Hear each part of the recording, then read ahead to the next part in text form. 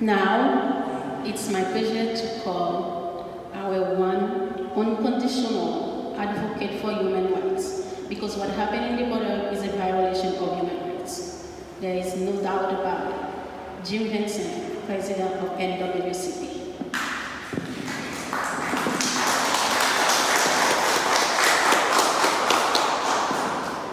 Merci. Councilwoman Anis and Dr. Norley Germain, who pertain to Haiti, thank you for gathering us here at a very important time in our nation's history.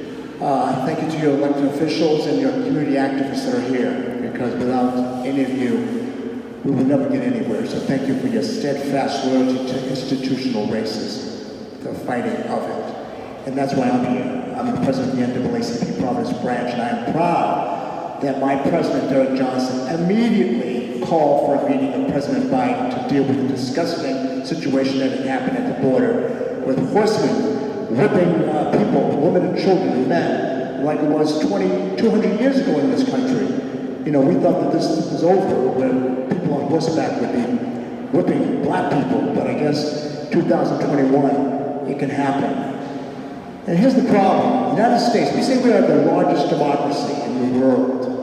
I mean, China and Russia, they don't claim to be democracies, but we do. So we cannot be hypocritical when we say we have policies on asylum, but yet the practice is that it's asylum for non-black people only. All right? You cannot have that kind of contradiction where practices deviate from the policy in such a striking way that people on the news, pundits say, don't believe your lying eyes, what's going on at the border. You didn't see what you just saw.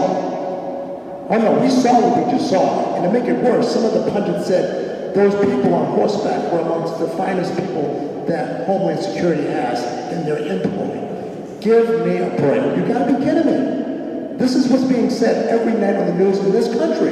The United States, home of the brave and the free, home of the democracy that we all say is supposed to be the greatest democracy on the face of the earth. Like I said, China and Russia, they don't claim to be democracies, okay? They don't claim to be something that they're not. And if we're not a democracy, let's just say we're not. Okay, let's tell the truth about who we are. Let's tell the truth about racism, systemic racism, white supremacy. Let's at least be honest about it. Let's own up to it. We don't have to pretend anymore. The whole world is watching. Everybody has a cell phone. Everybody has internet. Say who you are so that we won't be confused when we say that we are proud of America, the democracy.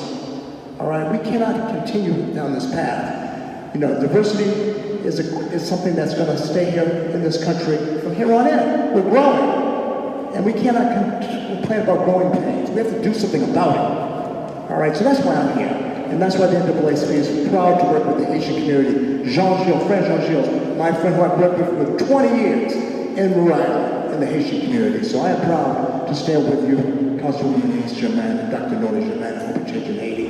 And I thank God that we will all be able to solve this hideous problem called racism in America.